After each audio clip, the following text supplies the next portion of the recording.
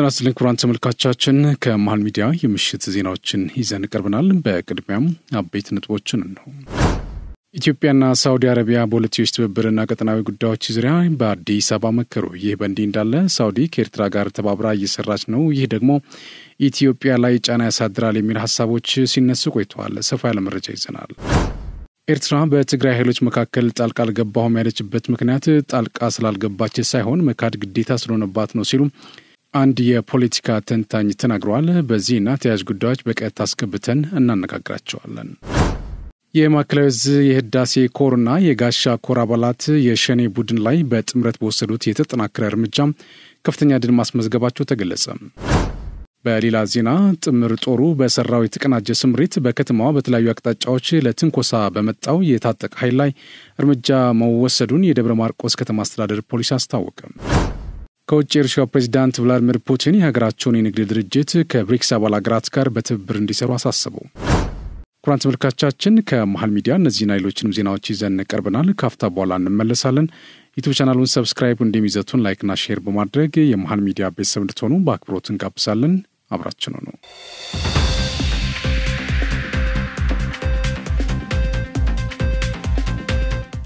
በቅድሚያም ጠቅላይ ሚኒስትር ዶክተር አብይ አህመድ ነገ በሕዝብ ተወካዮች ምክር ቤት በመገኘት ከምክር ቤት አባላት ለሚነሱ ጥያቄዎች ምላሽና ማብራሪያ ይሰጣሉ። ጠቅላይ ሚኒስትር ዶክተር አብይ አህመድ በፌዴራል መንግስት የ2017 በጀት ዓመት የመጀመሪያ ግማሽ ዓመት የአፈጻጸም ሪፖርትን መነሻ በማድረግ ከምክር ቤት አባላት ለሚነሱ ጥያቄዎችና አስተያየቶች ምላሽና ማብራሪያ እንደሚሰጡ ከምክር ቤቱ የተገኘው መረጃ አመላክቷል። የኢትዮጵያ አየር መንገድና ኢትሃድ አየር መንገድ ስትራቴጂክ የቢዝነስ ስምምነት ተፈራረሙ። የኢትዮጵያ አየር መንገድና ኢትሃድ አየር መንገድ በትብብር ለመስራት የሚያስችላቸውን ስትራቴጂክ የቢዝነስ ስምምነት ዛሬ በአዲስ አበባ ተፈራርመዋል። ስትራቴጂክ የቢዝነስ ስምምነቱ የኢትዮጵያ አየር መንገድ ዋና ስራ አስፈጻሚ መስፍን ጣሰውና የኢትሃድ አየር መንገድ ከፍተኛ አመራር ተፈራርመዋል። በዚህ መሰረት የኢትዮጵያ አየር መንገድ ከሐምሌ 8 ቀን 2017 ጀምሮ ከአዲስ አበባ አቡዳቢ እንዲሁም ኢትሃድ አየር መንገድ ከመስከረም 21 ቀን 2018 ጀምሮ ከአቡዳቢ አዲስ አበባ ቀጥታ የበረራ አገልግሎት የሚጀምሩ ይሆናል። ንብረትነቱ የተባበሩት አረብ ኤሚሬቶች መንግስት የሆነው ኢትሃድ አየር መንገድ መካከለኛው ምስራቅን ከመላው ዓለም በማገናኘት ግንባር ቀደም ከሆኑ አየር መንገዶች መካከል ተጠቃሽ ነው። ኢትዮጵያ የምታስተናግደው ሁለተኛው የምስራቅ አፍሪካ የጥበባትና ባህል ፌስቲቫል ላይ የሚሳተፉ የምስራቅ አፍሪካ የተለያዩ ሀገራት ሚኒስትሮች አዲስ አበባ ገብተዋል።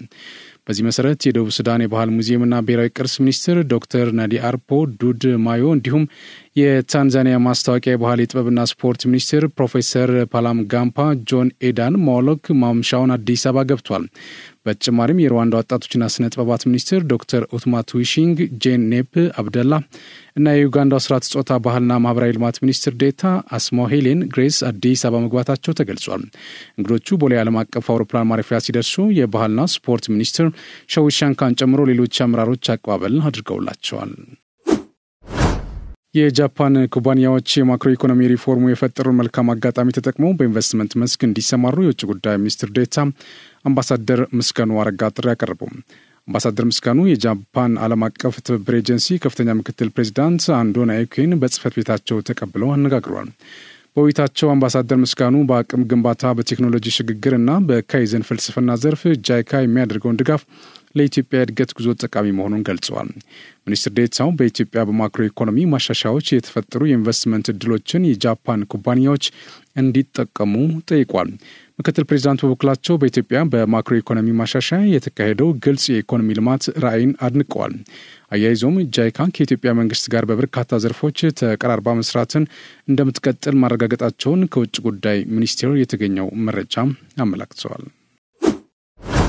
በደብረ ብርሃን ከተማ በተለያየ ምክንያት ለችግር ተጋልጠው ድጋፍ ለሚሹ ወገኖች አጽዋማቱን ምክንያት በማድረግ የማዕድ ማጋራት መርሃ ግብር ተካሄደ።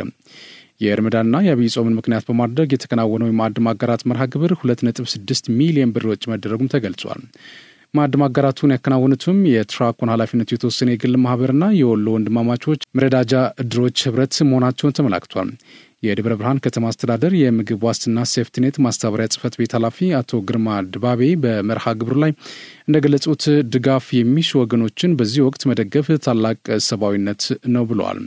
በተለያየ ምክንያት ለችግር ለተጋለጡ ወገኖች በፌዴራል መንግስትም ሆነ በክልል መንግስታት ድጋፍ ሲደረግ መቆየቱንም ገልጿል።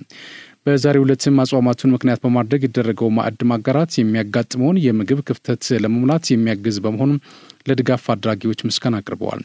የትራኮን ኃላፊነቱ የተወሰነ የግል ማህበር ተወካይ ሀጅ ዑመር ኢማም እንዳሉት በዛሬው ዕለት ድርጅታቸው 2 ሚሊዮን ብር ግምት ያለው 100 ኩንታል የዳቦ ዱቄት፣ 50 ኩንታል ማካሮኒ፣ 200 ካርቶን ፓስታና 600 ሊትር ዘይት ድጋፍ ማድረጉን ተናግረዋል። የወሎ ወንድማማቾች መረዳጃ እድር ተወካይ ሀጅ መሐመድ ሐሰን በበኩላቸው እድራቸው አጽዋማቱን ምክንያት በማድረግ 50 ኩንታል የዳቦ ዱቄት፣ 350 ሊትር ዘይትና ቴምር ድጋፍ አድርጓል ብሏል። በተደረገው ድጋፍም 600,000 ብር ግምት ያለው ሲሆን በቀጣይም ሌሎች አካላትን በማስተባበር የሚደረገው ድጋፍ ተጠናክሮ እንደሚቀጥል ማረጋግጠዋል። ድጋፍ ከደረገላቸው መካከል ወይዘሮ ረህማት መሐመድ እንደገለጹት የተደረገልን ድጋፍ ጾሙን ተረጋግተን ለማሳለፍ ያግዘናል ብለዋል። አቶ አባው ጌቴ በበኩላቸው ዛሬ ለተደረገላቸው ድጋፍ አመስግነው ካለው ችግር አንጻር ሲታይ በቂ ባለመሆኑ ድጋፉ ተጠናክሮ እንዲቀጥል ጠይቀዋል። በደብረ ብርሃን ከተማ በተለያዩ 3 አካባቢዎች በሚገኙ ጊዜያዊ መጠለያ ጣቢያዎች ከ22,000 በላይ ድጋፍ የሚሹ ወገኖች እንደሚገኙ ለማወቅ ተችሏል። የገቢዎች ሚኒስቴርና የደሴ ከተማ አስተዳደር በደሴ ከተማ ያዘጋጁት የኢፍጣር ፕሮግራም ተካሄደ። በፕሮግራሙ የገቢዎች ሚኒስትር አይናለም ንጉሴ በምክትል ርዕሰ መስተዳድር ማዕረግ የአማራ ክልል ከተማና መሰረተ ልማት ክላስተር አስተባባሪና የከተማና መሰረተ ልማት ቢሮ ኃላፊ ዶክተር አህመዲን መሐመድና ሌሎች አመራሮች ተገኝተዋል። የደሴ ከተማ አስተዳደር ተቀዳሚ ምክትል ከንቲባ አቶ ሳሙኤል ሞላልኝ በዚህ ወቅት እንደገለጹት የኢፍጣር ፕሮግራሙ ህብረተሰቡ አንድነቱን ጠብቆ ሰላምና ልማቱን ለማስቀጠል የሚያግዝ ነው ብለዋል። በደሴ ከተማ አስተዳደር ጽህፈት ቤት ግቢ ውስጥ በተካሄደው ፕሮግራም ላይ የደሴ ከተማ የሃይማኖት አባቶችና ሌሎችም መገኘታቸው ተመላክተዋል።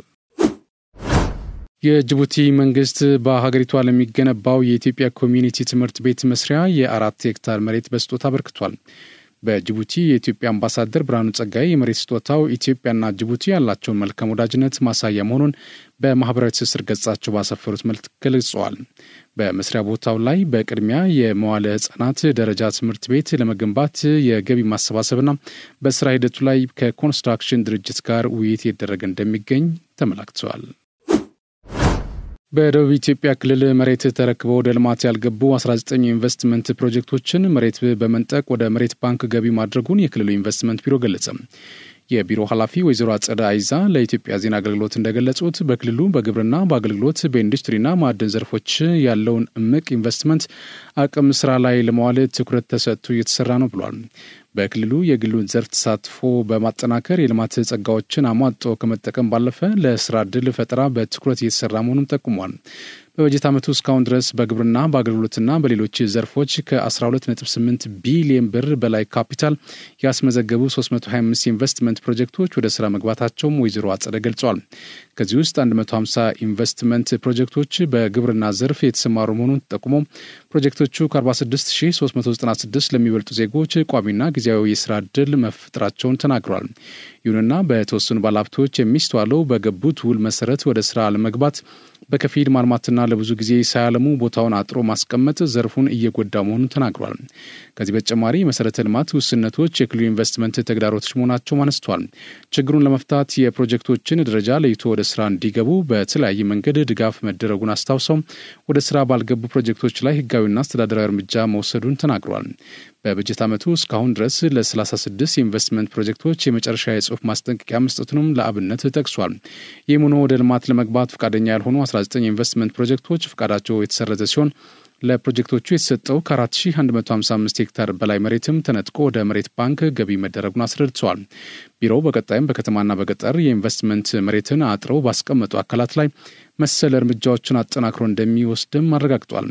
እንደ ኃላፊዋ ገለጻ በክልሉ ነባርና አዲስ ፕሮጀክቶችን ጨምሮ ከ63 ቢሊዮን ብር በላይ ካፒታል ያስመዘገቡ 221 የኢንቨስትመንት ፕሮጀክቶች በስራ ላይ ይገኛሉ። ፕሮጀክቶቹ ምርታማነትን ከማሳደግ ባለፈ ከ177 ሺህ ለሚበልጡ ዜጎች ቋሚና ጊዜያዊ ስራ ዕድል መፍጠራቸውንም አስረድተዋል። በደቡብ ሱዳን የሰላም ማስከበር ተልዕኮ ለመሳተፍ ዛሬ የተመረቁት የጀግናው መከላከያ ሰራዊት አባላት የተሰጠን ስልጠና በተግባር በመዋል ለሀገራችን መልካም ስምና ዝና አምባሳደር መሆናችንን በተግባር እናረጋግጣለን ሲሉ ተናገሩ። በስልጠና ያገኘናቸውን የሰብአዊ መብት አያያዝ፣ የግጭት አፈታት ትምህርቶችን እንዲሁም ሌሎች የስልጠና ውጤቶችን በተግባር ላይ በመዋል ለተልዕኳችን ስኬት እንሰራለን ሲሉም ቃል ገብቷል። ከሁሉም በላይ ለሰላሙ ስኬት ከአካባቢው ሕዝብ ጋር መልካም ግንኙነት መፍጠር ይገባል ያሉት አባላቱ የሚሰጠንን ተልዕኮ ተልዕኮ ከሌሎች የሰላም አስከባሪ አባላት ጋር በመተባበር የሰላም ማስከበር ታሪካችንን እናስቀጥላለን፣ የኢትዮጵያን ገጽታንም እንገነባለን ሲሉ አጽንኦት ሰጥቷል። የሀገር ኩራት የሆኑት ተመራቂ የሰላም አስከባሪ አባላቱ የተሰጣቸውን ተልዕኮ በሙሉ አቅም በመወጣት ለሀገራቸውና ለዓለም ሰላም መረጋገጥ ቁርጠኛ መሆናቸውን ከወዲሁ አረጋግጧል። የኢትዮጵያ ሰላም አስከባሪ ሰራዊት አሁን ላይ በደቡብ ሱዳንና በሶማሊያ ተሰማርቶ የሰላም ማስከበር ተልዕኮውን በሚያኮራ አፈጻጸም እየተወጣ ይገኛል። ሴክተር 3 የኢትዮጵያ ሰላም አስከባሪ ሰራዊት የዝግጁነት ደረጃ ከጊዜ ወደ ጊዜ እያደገ መምጣቱን የሴክተር 3 ምክትል አዛዥ ኮሎኔል ሰቦቃ በቀለ ተናገሩ። ሁሉም ሞተራይዝድና መኪናይዝድ ሸለቆች በሚገኙበት ቀጠና ዲንሱር፣ በርዴሌ፣ ቀንሳይድር፣ ገርበ ሃይሬ፣ ቡርዱቦ፣ ቡራካባ፣ ባርድሬና ባይዶዋ የኢንስፔክሽን ቡድኑ ተዘዋውሮ የሰላም አስከባሪ ሰራዊቱን ሁለንተናዊ ዝግጁነት ማረጋገጥ መቻሉን ገልጿል። ኮሎኔል ሰቦቃ በቀለ የአልሸባብ የጥፋት ተልዕኮና ትንኮሳ በየጊዜው እየቀጠለ የመጣ ቢሆንም ሰራዊታችን ይህን ሴራ የማክሸፍና ተልዕኳችንን በአጥጋቢ ሁኔታ መወጣት በሚያስችል ቁመና ላይ እንደሚገኝ ገልጸው በየግዳጅ ቀጠናው ተዘዋውሮ የሰራዊቱን ዝግጁነት ደረጃ ላረጋገጡ የኢንስፔክሽን ቡድን ምስጋና አቅርበዋል። የኢንስፔክሽን ስራ ላይ በነበረኝ የረጅም ጊዜ ቆይታ የኢትዮጵያ መከላከያ ሰራዊት የዝግጁነት ደረጃችሁ እያደገ መምጣቱ የጥንካሬያችሁ ማሳያ ነው ያሉት የአውሶም የኢንስፔክሽን ኃላፊ ጀምስ ነካሽ ከኢትዮጵያ መከላከያ ሰራዊት ጋር ይህንን ያህል ጊዜ በመስራቴ በጣም ደስተኛ ነኝ፣ ኩራትም ይሰማኛል ብለዋል። ጥምር ጦሩ በሰራው የተቀናጀ ስምሪት በከተማው በተለያዩ አቅጣጫዎች ለትንኮሳ በወጣው የታጠቀ ኃይል ላይ እርምጃ መውሰዱን የደብረ ማርቆስ ከተማ አስተዳደር ፖሊስ አስታወቀም። በዛሬው ዕለት በደብረ ማርቆስ ከተማ አስተዳደር የከተማውን ሰላም ለማወክ በተለያዩ አቅጣጫዎች የመጣውን የታጠቀ ኃይል አሳፍሮ መመለሱንና የተለያዩ የጦር መሳሪያዎችን መማረክ መቻሉን የደብረ ማርቆስ ከተማ አስተዳደር ፖሊስ መምሪያ ኃላፊ ኮማንደር በሚሮ አሰፋ ተናግሯል። የጸጥታ ኃይሉ እየሰራው ባለው የተቀናጀ ስራ ከጊዜ ወደ ጊዜ ውጤት መምጣቱን የተናገሩት ኃላፊው አሁን ላይ የከተማዋን ሰላም በራስ አቅም ማስጠበቅ መቻሉን ገልጿል። ግጭቱ በማህበረሰቡ ሁለንተናዊ እንቅስቃሴ ላይ አሉታዊ ተጽዕኖ እያሳደረ መሆኑን የተናገሩት ኮማንደር ቢሚሮ ታጥቀው በጫካ የሚንቀሳቀሱ ኃይሎች የክልሉ መንግስት ያቀረበውን የሰላም ጥሪ ተቀብለው ሊገቡ ይገባል ነው ያሉት። ማህበረሰቡ የከተማዋን ሰላም ለማስጠበቅ በሚደረገው ጥረት የበኩሉን ድርሻ ሊወጣ እንደሚገባም ተናግረዋል። የሰላም ጥሪውን ባልተቀበሉ የሸኔ ቡድን ታጣቂዎች ላይ የሚወሰደው እርምጃ ተጠናክሮ መቀጠሉ ተገለጸ። በምዕራብ ሸዋና በደቡብ ምዕራብ ሸዋ ዞኖችና አካባቢዎች የተሰማሩት የማዕከላዊ እዝ የዳሴ ኮርና የጋሻ ኮር አባላት በአሸባሪው የሸኔ ቡድን ላይ በጥምረት በወሰዱት የተጠናከረ እርምጃ ከፍተኛ ድል አስመዝግበዋል። የዳሴ ኮር አዛዥ ብርጋዴር ጀነራል ደስታው ተመስገን በአሸባሪው የሸኔ ቡድን ላይ የሚወሰደው እርምጃ ተጠናክሮ መቀጠሉን ገልጸው ከጋሻ ኮር ጋር ጥምረት በመፍጠር በተወሰደው እርምጃ በታጣቂ ቡድን ላይ ከፍተኛ የሆነ ሰብአዊና ቁሳዊ ኪሳራ መድረሱን ተናግሯል። የጋሻ ኮር አዛዥ ኮሎኔል ጥላሁን ድጉሳ በበኩላቸው ከእዝ ኮማንዶ በተሰጣቸው አቅጣጫ መሰረት የጋራ ዕቅድ አውጥተው መንቀሳቀሳቸውን ገልጸው ባደረጉት ኦፕሬሽን በርካታ የታጣቂው ቡድን አባላት ሲደመሰሱ 60 የሚሆኑ መማረካቸው ተናግረዋል። በተደረገው ኦፕሬሽን በርካታ የቡድንና የነፍስ ወከፍ መሳሪያ እንዲሁም የተለያዩ አይነት ተተኳሾች በቁጥጥር ስር መዋላቸው ገልጿል። ኮሩ አዛዦቹ በጋራ ተናበው መስራት የላቀ ውጤትና የተሻለ የግዳጅ አፈጻጸም ለማስመዝገብ እንደሚያግዝ ጠቁመው ግዳጁ ተጠናክሮ እንደሚቀጥል ተናግረዋል። ዶክተር ጌዲዮን ከሳውዲ አረቢያ ምክትል የውጭ ጉዳይ ሚኒስትር ጋር ተወያዩ። የውጭ ጉዳይ ሚኒስትሩ ዶክተር ጌዲዮን ጢሞቴዎስ ከሳውዲ አረቢያ ምክትል የውጭ ጉዳይ ሚኒስትር ኢንጂነር ዋሊድ ቢን አብዱል ከሪም ኤልክሬጅ ጋር በሁለትዮሽና ቀጠናዊ ጉዳዮች ዙሪያ መክረዋል። በውይይታቸው በኢኮኖሚ ዘርፍ ያለውን የሁለቱ ሀገራት ግንኙነት የበለጠ ማጠናከር እንደሚገባም ተነስቷል። ሚኒስትሩ ዶክተር ጌዲዮን በቀጠናዊ ጉዳዮች ዙሪያ በተለይ ሱዳን በተመለከተ ከምክትል ሚኒስትሩ ጋር ባደረጉት ውይይት ኢትዮጵያ ገለልተኛ አቋም እንደምታራምድና እንደ ጎረቤትና ወዳጅ ሀገር ሱዳን ያጋጠማት ችግር እንዲፈታ ወጥ በሆነ መንገድ መፍትሄ ለማምጣት የሚደረገውን ጥረት እንደምትደግፍ ገልጿል። የሳውዲ አረቢያ ምክትል የውጭ ጉዳይ ሚኒስትር ኢንጂነር ዋሊድ ቢን አብዱል ከሪም ኤልክሬጅ ሀገራቸው የሱዳን ቀውስ መቋጫ እንዲያገኝ ጉዳዩ ከሚመለከታቸው አካላት ጋር በትብብር እንደምትሰራ ገልጿል። በተያያዘ የውጭ ጉዳይ ሚኒስትር ዴኤታ አምባሳደር ምስጋኑ አረጋም ከሳውዲ አረቢያ አቻቸው ጋር በሁለቱ ሀገራት መካከል የኢኮኖሚ ትስስር በሚጠናከርበትና ህገወጥ የሰዎች አዘዋዋሪዎችን በጋራ መከላከል በሚቻልበት ሁኔታ ላይ እንዲሁም በሌሎች የሁለትዮሽና ቀጠናዊ ጉዳዮች ዙሪያ መክረዋል። አምባሳደር ምስጋኑ በኢትዮጵያ እየተተገበረ ያለው የማክሮ ኢኮኖሚ ማሻሻያ ምቹ ኢንቨስትመንት እድል በመፈጠሩ የሳውዲ ኩባንያዎች በኢትዮጵያ እንዲሰማሩ ጠይቋል። የሳውዲ አረቢያ አቻቸው ኢንጂነር ዋሊድ በበኩላቸው ሀገራቸው ከኢትዮጵያ ጋር በግብርና፣ በማዕድን፣ በቱሪዝምና በቴክኖሎጂ ዘርፎች በትብብር ለመስራት ቁርጠኛ ናት ብለዋል። አምባሳደር ምስጋኑ ህገወጥ የሰዎች አዘዋዋሪዎችን በተመለከተ የኢትዮጵያ መንግስት እንደ አንድ የደህንነት ስጋት አድርጎ ስለሚወስደው አደጋውን ለመከላከል ከሪያድ ጋር ጠንካራ ትብብር ማድረግ እንደሚፈልግ ገልጸዋል። ህወሓት በትግራይ ክልል በአዲጉዶብ፣ በሳምረ፣ በአብይ አዲ፣ በመሆኒና ሌሎችም ከተሞች ላይ የሚገኙ ዜጎችን ግድያ እየፈጸመ ነው ሲሉ ፖለቲከኛ አታክልቲ ኃይለ ሥላሴ ለመሃል ዜና ተናገሩ። የህወሓት አንጃ ቡድን አሁንም ለስልጣናቸውና ሀብትና ንብረታቸውን ለመጠበቅ ሲባል በትግራይ ህዝብ ላይ ግፍ መስራታቸውን ቀጥሏል ብሏል። የፕሪቶሪያ ስምምነትም አደጋ ላይ እንዲወድቅና በቀጣይ ስራዎች ለማመቻቸት እንዳይቻል እንቅፋት እየሆኑ ነው ያሉት። ዲዲአር እንዳይተገበርና ድጋሚ ወደ ጦርነት ለመግባት ደፋ ቀና እያሉ መሆናቸውን ፖለቲከኛ አታክልቲ ኃይለ ሥላሴ ተናግሯል። በዚህ ጉዳይና ቀደም ሲል የቀረበው የሳውዲና ኢትዮጵያ ስምምነት በተመለከተ ማብራሪያ እንዲሰጡን ፖለቲከኛና በመቀሌ ዩኒቨርሲቲ መምህር የነበሩ የፖለቲካ ተንታኝ አታክልቲ ኃይለ ሥላሴ በቀጥታ መስመራችን ይገኛሉ። ከእሳቸው ጋር ቆይታ እናደርጋለን። አብራችሁን ነው። እሺ፣ በጣም አድርጌ ነው አመሰግነው አቶ አታክልቲ ኃይለ ሥላሴ በመቀሌ ዩኒቨርሲቲ መምህር እንዲሁም ደግሞ የፖለቲካ ተንታኝና ፖለቲከኛ በቀጥታ መስመራችን ገብተው ለሚሰጡን ማብራሪያ ከወዲያው አመሰግናለሁ። እስኪ በዋናነት እንደው ከሰሞኑ እንደሚያውቁት በተለይ በትግራይ ክልል ከሚገኙ ኃይሎች መካከል የተፈጠረው አለመግባባት አለ። አለመግባባት ብቻ ሳይሆን ሁለቱም ኃይላት የራሳቸው መግለጫ እየሰጡ ያሉበት ሁኔታ ያለ።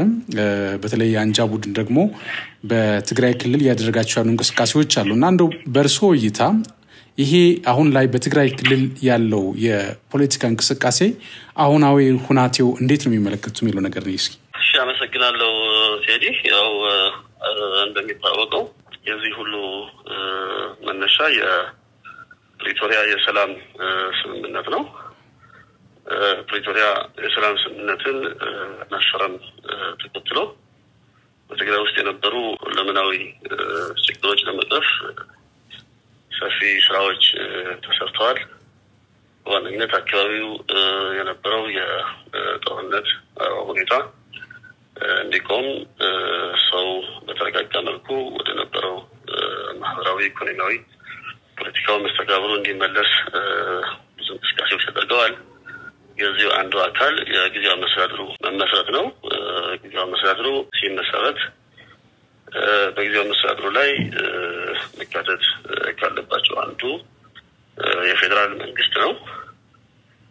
ግን በክልሉ ከነበረው ችግር አንጻር ችግሩን በአፋጣኝ እንዲቀረፍ ከነበረው ፍላጎት በመነሳት ጊዜያዊ መስተዳድሩ ሙሉ በሙሉ እዛ ያሉ ኃይሎች እንዲያቋቁሙ ኦልሬዲ ፍቃድ ተሰጥቶ ከፍቃድም በዘለለ መልኩ ብዙ ድጋፎች ሲደረጉ ቆይተዋል። ክልሉ በጸጥታ የተረጋጋ እንዲሆን የሚያስፈልግ ግብዓቶች ከማቅረብ አንጻር በበጀት በመደገፍ፣ በማቴሪያል በመደገፍ፣ በባለሙያዎች በመደገፍ ሁሉም ሚኒስቴር ሴክተር መስሪያ ቤቶች አስፈላጊው ድጋፍ ሲደረግ ቆይቷል። ሆኖም ራሱን 50 ሲደመር አንድ ይዣለሁ ብሎ ጊዜያዊ መስተዳድሩ ስልጣን የተቆጣጠረው የህወሓት ኦፍኮርስ 50 ሲደመር አንድ የተነገረም እንደመጣው 50 ሲደመር አንድ ደርሶ መሆን አለበት የሚል ህግ የለም። ግን ኦልሬዲ ክልሉ ወደ ሰላም እንዲመጣ እንዲረጋጋ ከነበረው ፍላጎት ያው በፈለገው ደረጃ እንዲሆን ተፈቀደበት ሁኔታ የነበረው ወደ ስራ እንደገባ ብዙ ጉዳት የደረሰበት ክልል፣ ብዙ ጉዳት የደረሰበት ህዝብ ለማረጋጋት እንደመስራት በቀጥታ ወደ ስልጣን ሽኩቻ የገባበት ሁኔታ ነው የነበረው። ሁላችንም እንደምናውቀው ማን ፕሬዝዳንት ይሁን የሚል ብዙ ጊዜ የወሰደ ነው። ከዛ በኋላም የተለያዩ እንቅፋቶች በመፍጠር አብዛኛው ጊዜ በስብሰባ እና ይሄ የሚባል ለክልሉ ሰላምና ጸጥታ መረጋጋት፣ ለክልሉ የህዝባዊና መንግስታዊ አገልግሎት ማቅረብ፣ የክልሉን ኢኮኖሚ የማንሰራራት እና አጠቃላይ የህብረተሰቡን ህይወት ከመቀየር አንጻር ሳይሆን ለራሳቸው ጥቅምና ፍላጎት ላይ አተኩረው ይሄ የሚባል ስራ ሳይሰሩ የቆዩበት ሁኔታ ነው የነበረው። ከጊዜ ወደ ጊዜ አብዛኞቹ የፓርቲውም የወታደራዊ አመራሮችም ለግል ፍላጎታቸው ሀብት ወደ መሰብሰብ የነበሩ ብረታብረቶች የነበሩ እርዳታዎች የነበሩ መድኃኒቶች የነበሩ በጀት ወደ መዝረፍ የገቡበት ነው። ሁላችንም እንደምናውቀው በክልሉ ወይም በሀገር ብቻ ሳይሆን በዓለም አቀፍ ደረጃ የነበረው እርዳታ የሚዘረፍበት ሁኔታ ዓለም ያወገዘው ከማውገዝም አልፎ ወደ ማዕቀብ የሄደበት ሁኔታ እንደነበረ እናውቃለን። በዚህ በብረትና ሌሎች የእርዳታ ግብአቶችም ዘረፋን በተመለከተ ራሳቸው በሚዲያዎቻቸው በተደጋጋሚ ይታያሉ በሰፊው። እኛ የፓርቲውም የፌደራል አመራር ወደ እንደዚህ አይነት ዘረፋ ያገቡበት ሁኔታ ነው የነበረው። በዚህ መልኩ ለግል ፍላጎታቸው እየሰሩ ቆይተው በኋላም ወደ ግምገማ ብለው ታይቶ በማይታወቅ ደረጃ እስከ 2 ወር 4 ቀን ያህል ይሄ የሚባል ውጤት የማያመጣ ግምገማ ስብሰባ እያሉ ጊዜውን የገደሉበት ሁኔታ ነው የነበረው። ከጊዜ ወደ ጊዜ ጊዜው መስተዳድር ያቋቋመው ራሱ ህወሓት ቢሆንም መልሶ ጊዜው መስተዳድሩ እንዳይሰራ የህዝቡን ችግር እንዳይፈታ የክልሉን ኢኮኖሚ እንዲያንሰራራ እንዳያደርግ ህዝቡ አስፈላጊውን የመንግስትና የህዝብ አገልግሎት እንዲያገኝ እንቅፋት በመፍጠር ተጠምዶበት የነበረ ሁኔታ ነው የታየው። ወደ መጀመሪያ አካባቢ ከታች ከቀበሌ ወረዳ እስከ ዞን ያለው መዋቅር ሙሉ በመቆጣጠር ጊዜው መስተዳድሩ በክልል ብቻ እንዲጠለጠል ይሄ የሚባል ስራ ግራውንድ ላይ እንደሰራ ያደረገበት ሁኔታ ነው የነበረው። በኋላ ድርጅቱ በተፈጠረለት የህግ ማዕቀፍ መሰረት ለማደስ በሄደበት ሂደት በማዕከላቸው በተፈጠረው ልዩነት ጉባኤ በማድረግ ባለማድረግ የነበረ ያልሆኑ ተግባራቶችን ማከናወን የቀጠለበት ነው። ራሱ አምኖበት ምክር ቤት አልፈረሰም አለ ብሎ ምክር ቤቱን መልሶ ወደ ተግባር ለማምጣትና ጊዜውን ተሰጥቶ ለመገንባት ሲንቀሳቀስ በሰፊው ነው። በምርጫ ቦርድ መሰረታዊ ክራይቴሪያዎች መሰረት ያላለፈ የሚመለከተው አካል ሂደቱን አይቶና መርምሮ ያላጸደቀው ጉባኤ ህጋዊ ነው ብሎ ፍላጎቱን በኃይል ለመጫን የሞከረበት ሂደት ነው ሲናገር የነበረው። በጊዜ ሂደት ደግሞ እነዚህ ነገሮች እንደማይሆኑ ያው እንደሚታወቀው በተለያየ አጋጣሚ በቃል የህዝብ ሰራዊት ነን የህዝብ ጠባቂ ነን ቢሉም የህወሓት ጠባቂዎች እንደሆነ የሚታወቁት ጀነራሎችን በማሰባሰብ ኃይል ተጠቅሞ ጊዜው መስተዳድሩን ለመፈንቀል እንቅስቃሴ ያደረገበት መግለጫም እስከ መውጣት የደረሰበት ሁኔታ የነበረው። የወጣው መግለጫ በአጠቃላይ የትግራይ ህዝብ ሌላው ኢትዮጵያ ህዝብ አጠቃላይ ዓለም ማህበረሰብ ተቀባይነት ባለማግኘቱ ኦፊሻል ከማድረግ በውስጥ ጊዜው መስተዳድሩን የመፈንቀል ሂደት አጠናክሮ የቀጠለበት ሁኔታ ነው የነበረው። ከዛም ቀጥሎ የተለያዩ ከተማዎች የተለያዩ ወረዳዎች ዞኖች ኃይል በመጠቀም ጊዜው መስተዳድሩ መዋቅርን በኃይል እያባረረ ማተም እየነጠቀ የተለያዩ እስከ ግድያ የሚደርሱ ሙከራዎች እያደረገ የጊዜው መስተዳድሩን መዋቅር እንዳይሰራ ያደረገ ሁኔታ ነው የነበረው። በቅርቡ ደግሞ እንደምታውቀው በሳምረ ሰዓቲ በአድ ጉደም በአድ ግራት በውሮ የተለያዩ የራያ አካባቢዎች ኢንክሉዲንግ በማዕከላዊ ዞን አስተዳዳሪም ጭምር ኃይል በመጠቀም ሰዎች በሌጋሊ በህጋዊ መንገድ የተሾሙ ሰዎችን በኃይል የማባረር ማተማቸው የመንጠቅ እንቅስቃሴ አድርገዋል። ይህንን አይሆንም በሚሉ አመራሮች እና ህዝቦችም ላይ ያሉ ታጣቂ ኃይሎች በመጠቀም እስከ መተኮስ ሰዎች እስከ መግደል የደረሰበት ሁኔታ ነው ያለው። ወደ መጨረሻ አካባቢም ከፕሬዝዳንቱ እስከ የቀበሌ አመራር ጊዜው መስተዳድር የሆኑ ሰዎችን በኃይል ተቆጣጥሮ እነሱን መፍጠር ይህን ያልተቀበሉም እስከ መግደል በመድረስ ሙሉ በሙሉ መፈንቅለ መንግስት እንቅስቃሴ ጀምሮ የነበረበትና ብዙ አካባቢዎችን በተመሳሳይ አመራሮችን እያሰረ ኃላፊነታቸውን በኃይል የተቆጣጠረበት ብዙ ታጣቂዎችን በመጠቀም ህዝቡን በማሸበር አካባቢው ላይ ያልተፈለገ ጫና መፍጠር እንግዲህ አመስጥን ማቆም ያፈረሰበት ሁኔታ ያለው። ይህንን በማየትም ፕሬዝዳንቱ ሌሎች በየደረጃ ያሉ አመራሮች ያለው ሁኔታ አጤነው ከዛ አካባቢ የወጡበት ሁኔታ እንዳለ ሁላችንም እናውቀዋለንና ተቀላቀው የፖለቲካና ወታደራዊ መሪዎች በታሪክ እንደዛ ቢሆኑም አሁን ደግሞ ከሌላው ጊዜ በጣም በባሰ መልኩ ምንም አይነት ህዝባዊ ውግንና ህዝብን የማዳን ህዝብን የማገልገል የበደሉትን ህዝብ የመካስ ፍላጎት የሌላቸው መሆኑ ለራሳቸው ስልጣንና ክብር ብቻ ለራሳቸው ሀብትና ንብረት ብቻ የሚጨነቁ መሆናቸው በግልጽ ያሳዩበትና ህዝቡ ከዛ ሁሉ ችግር ወጥቶ የሰላም ስምምነቱ ተፈርሞ መረጋጋት በጀመረበት ጊዜ መልሰው ወደ ሌላ ሽብር ያስገቡበት አጠቃላይ በክልሉ ላይ የሚሰጡ ማህበራዊ ኢኮኖሚያዊ እንቅስቃሴዎችም ተመልሰው እንዲስተጓጎሉ ያልተገባ የዋጋ ንረትም ያልተገባ የጸጥታ መደፍረስም ያልተገባ ህዝባዊና መንግስታዊ አገልግሎት የሚሰጡ ተቋሞችና አገልግሎታቸው ያቆሙ ያደረጉበት ሁኔታ ነው ያለው። ስራ ህጋዊ እንደሚያውቁ እና እነሱ እና ዲሞክራሲያዊ በሆነ መንገድ ፖለቲካውን መምራት እንደማይችሉ ስለሚገባቸው አስፈላጊ ወዳልሆነ ጦርነት ለመግባት ሰፊ ዝግጅት እያደረጉ ያሉበት ምንም ባይፈልገውም ህዝቡ ለዚህ አይነት ድርጊት ድጋፍ ባይኖረውም ህዝቡን ወደ ጦርነት ለማስገባት ፍቃደኛ ያልሆነም ሰው በኃይል ወደ ሰራዊት እንዲገባ ለማድረግ ሰፊ እንቅስቃሴ ያደረጉበት ያለው ሁኔታ ነው ያለው። በተለይ ፕሪቶሪያ ስምምነትን ከመፈጸም አንጻርም ሲታይ እንደሚታወቀው ቁጥራቸው በዛ ያሉ ተፈናቃዮች አሉ። ከምዕራብ ትግራይም ከደቡብም ከምስራቃዊ ዞኖችም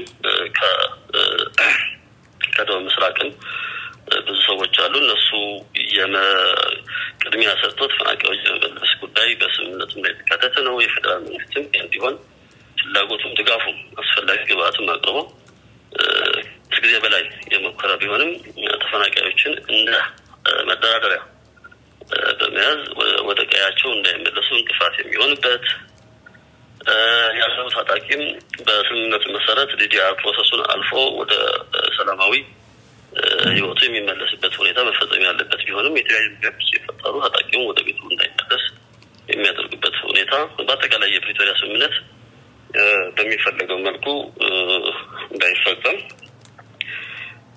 ዋናው እንቅፋት እየፈጠሩ ያሉበት ሁኔታ ነው ያለው።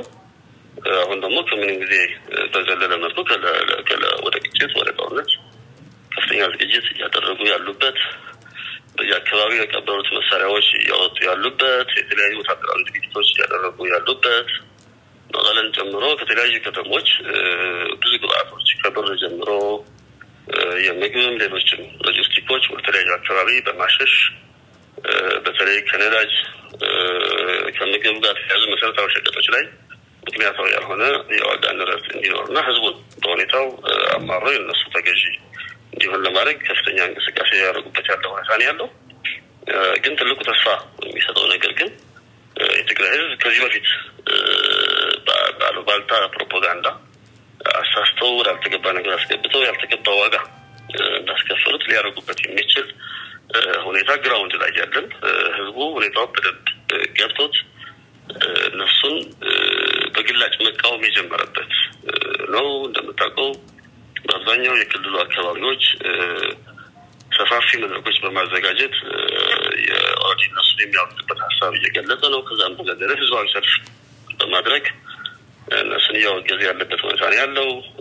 በክልሉ መደበኛ የሆነ ምርጫ ተካሂዶ መደበኛ የሆነ መንግስት እስኪኖር ጊዜያዊ መስተዳድር እንዲቀጥል ለጊዜያዊ መስተዳድር ያለው ድጋፍ የሚገልጽበት መልሶ ወደ ጦርነት መግባት እንደማይፈልግ ለፌደራል መንግስትም ለዓለም አቀፍ ማህበረሰብም በግልጽ ያሳወቀበት ያለ ሁኔታ ነው ያለው። ግን እነዚህ ሰዎች እንደሚታወቀው በሰላም መኖር የማይችሉ የሚባል ህዝብን የማረጋጋት ወደ ልማትና ዲሞክራሲ የማስገባት ፍላጎት የላቸው በመሆኑ ይሄ እዚህ ጋር የሚባል ድጋፍ ባይኖራቸውም ከህዝቡ ፍላጎት በወጣ መልኩ ለሌላ ግጭትና ጥፋት እየተዘጋጁ ያለበት ሁኔታ ነው ያለው። በጣም ጥሩ። ይሄን ካለን ዘንዳ በተለይ አሁን አሁንም ስጋቶች አሉ እንግዲህ የኑሮ ውድነቱም ከጊዜ ወደ ጊዜ እየጨመረ መምጣቱ እንዳለ ሆኖ በአንጻሩ ወጣቱን ወደ ጦርነት ለማስገባት አሁንም እንቅስቃሴ ያደረጉ እንዳሉ ይሰማል። ከዛ ባለፈም እንግዲህ ልዩነቱ እየሰፋ ነው። አሁን በሁለቱ መካከል የነበረው ልዩነት ወደ 3 የሆነ የመጣበት ሂደት አለ። በጀነራል ታደሰ ወረደ በጌታቸው ረዳና እንዲሁም ደግሞ በአንጃው ቡድን መሪ ደብረጽዮን መካከል የሶስቱም ልዩነት እንዳለ ደግሞ እየተገለጸ ያለበት ሂደት አለና እንደው ከዚህ ጋር ተያይዞ ታዲያ መፍትሄው ምንድነው ሊሆን የሚችለው ብለው ይላሉ? ይቅርታ አቶ አሁን ጥሩ ሐሳብ ያነሳው ከምንም በላይ የፌደራል መንግስትም የዓለም አቀፍ ማህበረሰቡም ሁሉ የኢትዮጵያ ሕዝብ ዋናው አጀንዳው መሆን ያለበት የኢትዮጵያ ሕዝብ በእነዚህ ሰዎች ክፋት በጣም ከባድ የሆነ ችግር እንዳለፈ ያልተገባ ዋጋ እንደከፈለ ይታወቃል። ስለዚህ ይሄ ሕዝብ የማዳን ጉዳይ ለጊዜው መሰላደሩ የሚታው ነገር አይደለም። ወይም ደግሞ እዛ ያለው ሕዝብ በራሱ የሚያድንበት ሁኔታ ይፍጠር ተብሎ ሊተው የሚገባው ነገር አይደለም። ሕዝቡ በዛ አፋኝ፣ በዛ ጨቋኝ፣ በዛ ገዳይ አንጃ ስር ሆነው እንደምናየው በየመድረኩ በየአደባባይ ሰው ሲወጣ በየመድረኩ ሀሳቡ እየገለጸ በየመንገድ ኢቭን ምንም ተጠቅ ሳይኖረው እንኳን ለታጠቁት ሰዎች ፊት ለፊት ቻሌንጅ በማድረግ ህይወት እስከ መክፈል ፍላጎቱ በግልጽ እየገለጸ ነው። ስለዚህ ያው እንደሚታወቀው በመሐከል ያለው የፕሪቶሪያ አግሪመንት ዓለም አቀፍ አግሪመንት ነው።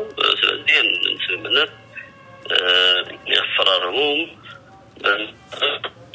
የተሳተፉ ዓለም አቀፍ ተቋሞች የዓለም ማህበረሰብ የትግራይ ህዝብ ጉዳይ ይመለከተዋል። ከምንም በላይ ደግሞ የኢትዮጵያ መንግስት የትግራይ ህዝቡ ነው።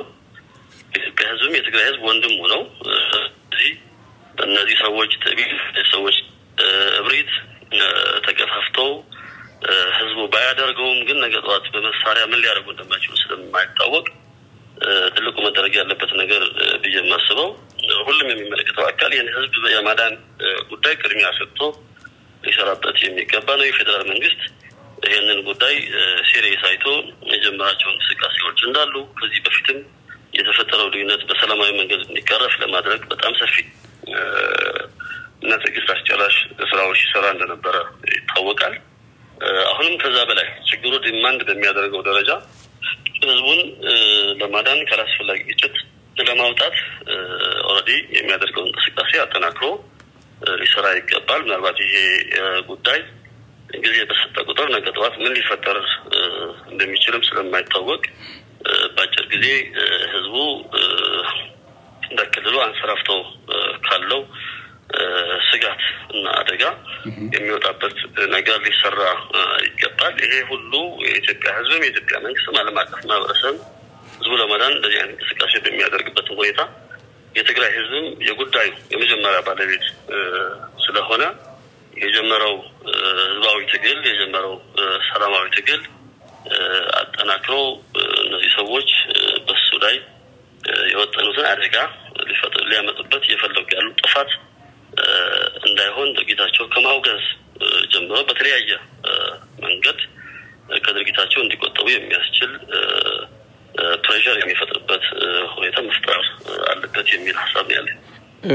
ሌላኛው ከኤርትራ ጋር ግንኙነት እንዳላቸው በአንድ ቤላ መንገድ ሰምተናል እውነት ለመናገር። በአንጻሩ ደግሞ በዛሬው ዕለት የኤርትራው የውጭ ጉዳይ ሚኒስትር እኛ በሁለቱ መካከል በተለይ በህወሓት አንጃውና በጊዜው አስተዳደሩ መካከል ምንም በመሃላቸው ያለውን ግጭት በተመለከተ ምንም ጣልቃ ገብነት የለንም ምናቆ ነገር የለም የሚል ሐሳብ ሰጥቷል። በአንጻሩ ግን የህወሓት ቡድን ከፌደራል መንግስት ጋር ባለው ጉዳይ ላይ ጣልቃ ገብቷል አልገባንም የሚለው ነገር ምንም ምላሽ ባይሰጡም በአንጻሩ ግን በሁለቱ በአንጃውና በህወሓት መካከል ምንም አይነት ጣልቃ ገብነት የለኝም ማቆ ነገር የለም የሚል ሐሳብ ይሰጡበት ሁኔታ ያለና እንደው ከዚህ ጋር ተያይዞ የኤርትራ ጣልቃ ገብነትን እንዴት ያዩታል አቶ ታልቲ?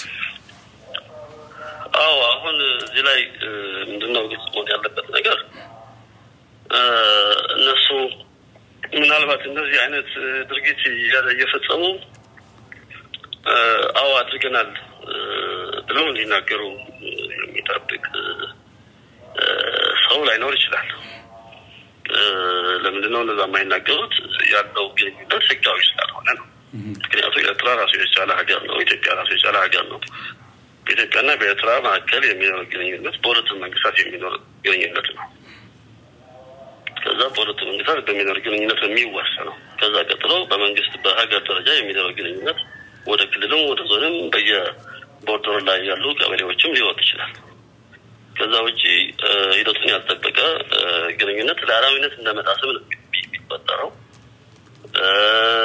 ለዓላማዊነት የተጣሰ አገርም ዝም ሊል አይችልም ስለዚህ ይሄንን ሊያስከትል የሚችል አደጋ ታሳቢ ከማድረግ የሚያደርጉትን ግንኙነቶች ዲናይ ለማድረግ በተደጋጋሚ ሲሞክሩ እናያለን ሲያምኑም እናያለን ከዚህ በፊት ግንኙነቶች እንደጀመሩ እስከ ዱባይ ድረስ ሄደው ይገናኙ እንደነበረ አሁን ደግሞ በጣም በጥቂት ፖለቲካዊና ወታደራዊ አመራሮች በቦርደር አካባቢ የሚደረግ ግንኙነት እንዳለ እናውቃለን ከምንም በላይ ግን ቦርደሩ ላይ አካባቢ ያሉ ተጋሩ ደግሞ ስታናገር በየጊዜው የሚኖረው ወደዛ የሚሄድ ወደዚህ የሚመጣ ተሽከርካሪ ወደዛ የሚሄድ ወደዚህ የሚመጣ ሰዎች ወደዛ የሚሻገሩ የተለያዩ ግብአቶች ከምግብ ጀምሮ እስከ ነዳጅ የተለያዩ ግብአቶች በተለይ በአንጃው የወታደር የታጣቂዎች አመራሮች የሚሄደው ከወርቅ ጀምሮ የተለያዩ ግብአት እንዳለ ይታወቃል ያው የሚመለከተው አካል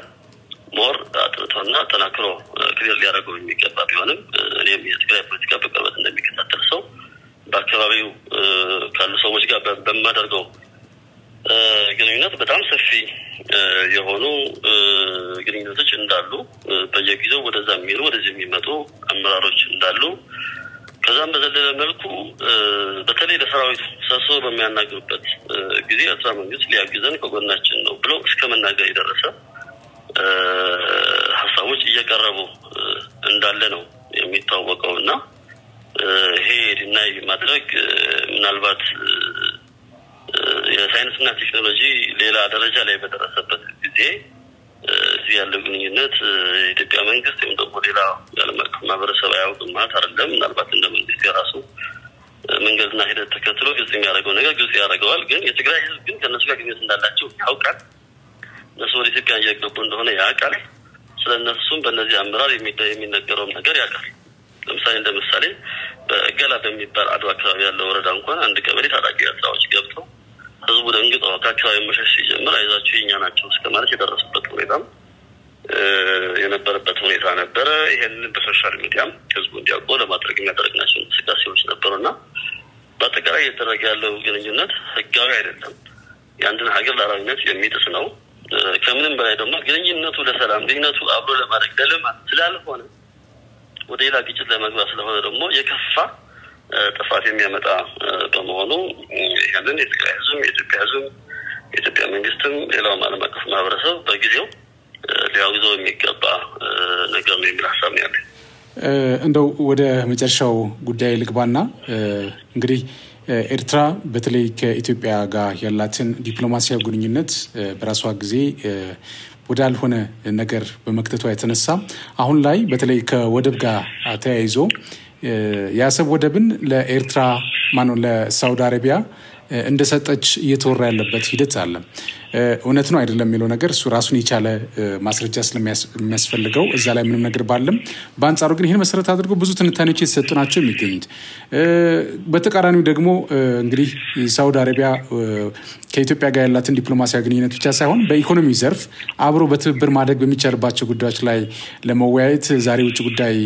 ምክትል ሚኒስትሯን ወደ አዲስ አበባ የላከችበት ሂደት አለ በዚህም የተነሳ ብዙ ውይይቶችን አድርገዋል ከዚህ ጋር ተያይዞ እንደው ምን ማለት እንችላለን ምክንያቱም ብዙ ጥርጣሬዎች አሉ እንደው ሳውዲ አረቢያ ወደ ኢትዮጵያ ወደ ኤርትራ ያደላች ነው ምክንያቱም በነፃ ወደብ ስላገኘች ነው የሚል ሐሳብ አለ በአንጻሩ ደግሞ ፕራክቲካሊ ሲታይ ደግሞ ሳውዲ አረቢያ ዲፕሎማሲያዊ ግንኙነትን ለማጠናከር ወደ ኢትዮጵያ ደግሞ ልዩ ልኡካን ልካለችና ከዚህ ጋር ተያይዞ ምን ማለት እንችላለን አቶ አታርቲ አው እዚህ ላይ ምናልባት ትልቁ ሁላችንም ልናስብበት የሚገባው ነገር ኢትዮጵያም ኤርትራም ያለው ህዝብ ብዙ ማህበራዊ ኢኮኖሚያዊ ችግር ያለበት ህዝብ ነው ስለዚህ ትልቁ ነገር ይሄ ህዝብ እንዴት ተጋግዞ ተደጋግፎ ያለው ተፈጥሯዊ ጸጋም ሌሎችም ጸጋዎች ተጠቅሞ አብሮ ማደግ እና መበልጸግ ይችላል የሚለው ነው ትልቁ ነገር መሆን ያለበት። ከዚህ አንፃር ኢትዮጵያና ኤርትራ በሰላም አብረው ተጋግዘው ያላቸው ነገር ሼር አድርገው መስራታቸው ለሁሉም ህዝብ የሚጠቅም ነው። ምክንያቱም በዚህ ሂደት ላይ ያው እንደ አፍሪካ ያለን ኢኮኖሚ ችግር ይታወቃል። በአፍሪካ ቀንድ ላይ ደግሞ ያለው ነገር በተለየ መልኩ ይታወቃልና ሰፊ ችግር ያለበት አካባቢ እንደሆነ መተጋገዝ ከምንም ጊዜ በላይ ለነገ ሊባል የማይገባው አማራጭ ነው።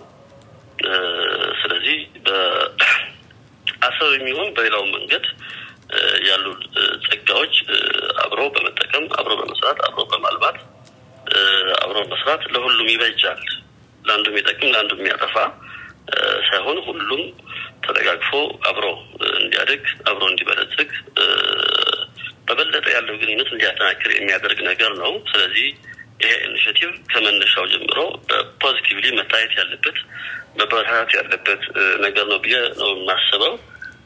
ከዛ ውጪ ይሄ አሁን ሳውዲ እንደዚህ ዛሬማው ነው ምናምን የሚለው ነገር ዝም ብሎ እኔ ከአሉባልታ በዘለለ መልኩ ግልጽ በሆነ መንገድ ታማኝ ከሆነ ምንጭ የተሰማ ነገር ስላልሆነ ዝም ብዬ እንደግሌ ሆኗል ብዬ አላምንም።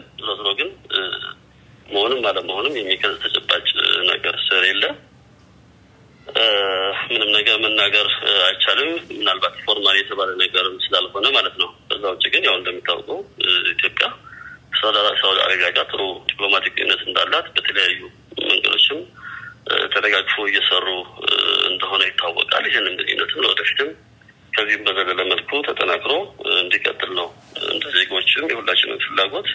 የምናያቸው ምልክቶችም ያለው ግንኙነት እየተጠናከረ እንደሄደ የሚያሳዩ ናቸው። ስለዚህ በአሉባልታ ላይ መነሻ አድርገን ልንለው የምንችል ነገር አይኖርም።